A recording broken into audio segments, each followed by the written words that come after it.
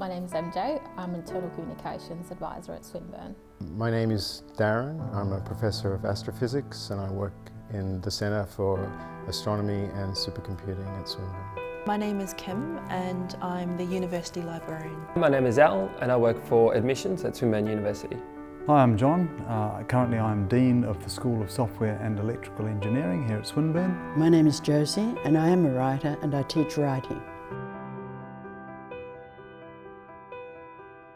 As a teenager, as I was growing up, I really wanted to be a movie director or a script writer or something along the lines of movies.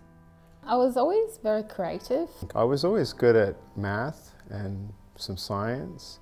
At 17 I was a punk, a vegetarian, friends in the Animal Liberation Front. We grew up in what was then a fairly poor area of the city, and my father worked in a factory all his life. I came from great poverty in my childhood. I thought of myself as born into death. My father had died when I was 3 months old. He was shot into Brook. In primary school I struggled a lot, so I didn't see myself as academically able at all. Planned to leave school at 15 and go get a job kind of thing. He had left Australia 2 months before I was born. I never saw my father, he never saw me. There was this very deep wound in our family about a dead father, a lost father.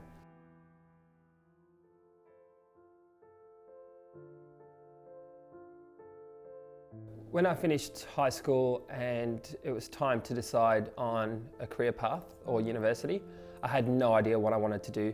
I did graphics and art at school, and I was also happened to be good at maths as well. I did advanced maths at school.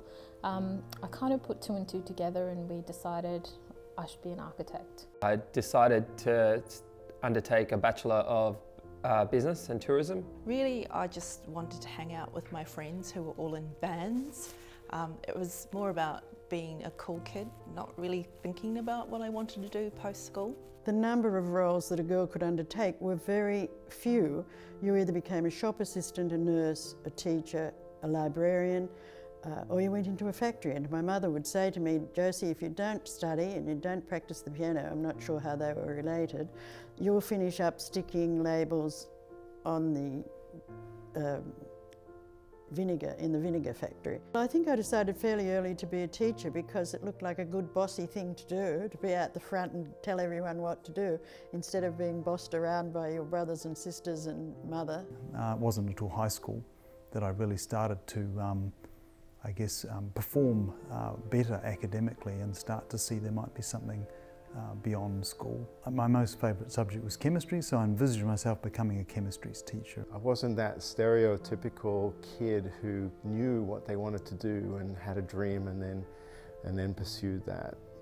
I floated a lot as I was growing up, going from one interest to another. I started learning guitar and I realised I was pretty good at it, or at least good enough to start playing songs and things like that. And so 16 I joined a band. Well, what happened next is actually really interesting because I had this future planned for myself, and then when it actually came to enrolling for university, I got a surprise. So what I hadn't realised all along is that I was actually an overseas student. So what that meant for me was that I could not actually afford to go to university. When I was 17, my mother told me she was going to move to Australia. Oh, it makes me cry. Sorry, I get emotional when I think about it. So my academic grades were suffering a lot during university, and I just realised that I was in a course which I wasn't really interested in doing, and because I wasn't attending and wasn't really fitting in. At the time I was madly in love with a musician, and I just refused to go. So I had my university entrance, so I had a place in uni and I was all ready to go, and my family left without me. I had no idea what university was, what it meant. I walked into the University of Melbourne wondering what was going to happen. But while I actually did quite well academically in the subjects, I didn't like the labs, I didn't like the style of learning, I didn't like that as a discipline, I guess, as an area to study in anymore. So I was going to have to abandon that and do something different. So I went to university and I started a nursing degree to become a registered nurse, and I completed my first year, then fell pregnant. I started thinking a lot about what I was going to do. You know, the years start to go past and I didn't want to be ancient and not have any real direction or career, anything underneath me that was supporting me. It was very tough for me, yes, to stop university, mainly because my parents had high expectations in terms of me going out and getting my degree, and I also felt like I was letting them down to an extent, because that's what they wanted to do and I wanted to make them proud. I got a job. That's all I could really do at the time. I soon discovered that without my family there wasn't a sort of safety net. It was lonely.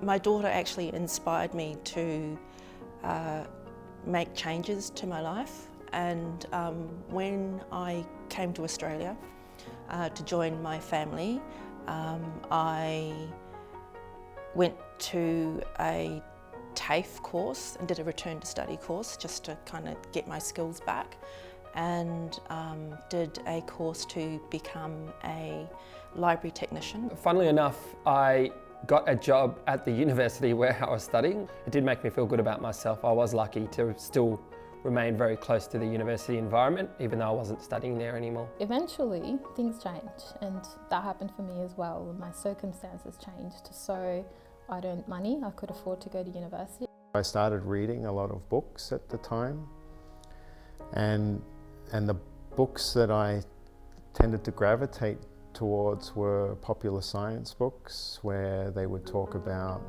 time travel and wormholes, general relativity, quantum mechanics, teleportation, very sci-fi concepts, which were things that I loved as a kid, but they were real. I mean, they were talking about, these books are talking about things that researchers were doing now. Throughout those 5 years, even though I'd had this plan about what I was going to study, I actually changed along the way. So I worked in a finances firm for all that time. I learned a lot about business, I learned a lot about numbers and accounting and marketing and human resources and all kinds of other things that I'd never really thought about because they didn't fall into the little box of creative.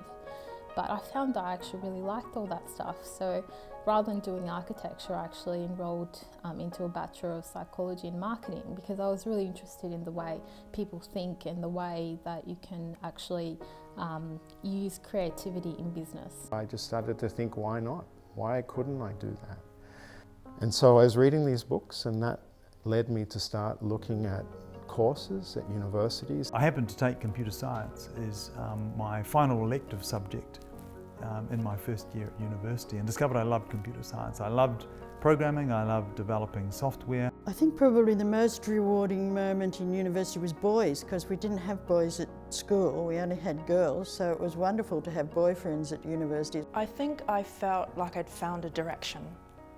There was a path for me to follow, and it was very clear. My story is about a lot of false starts, but they weren't really false starts or failures.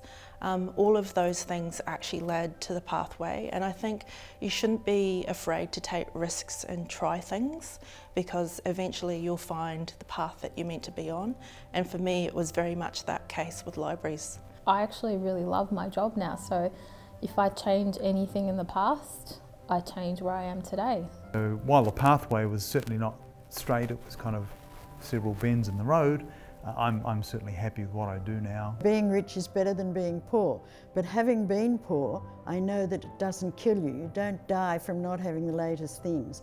If you're being financially struggling at the moment, that might be a great strength in the future where you feel you're doing very well, but if you don't have it, you'll still survive. You want to do well at school and you want to have a direction and all this. I mean, it is important, but you don't have to have it together. You don't have to know what you want to do with your life when you're 15, when you're 20, when you're 25 even. Maybe even if you're 35, it doesn't have to work out that way. You have opportunities and you can create those opportunities as you go and as you learn. It's going to take years to get to where you want, but that's okay because those years are worth every minute. The way I feel about the future is really good.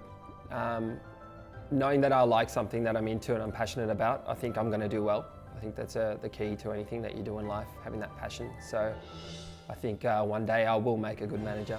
Hopefully I can stay within Swinburne because that's where I'm studying and working at the moment. So it'd be good to invest back into a place where I get the opportunities to move forward.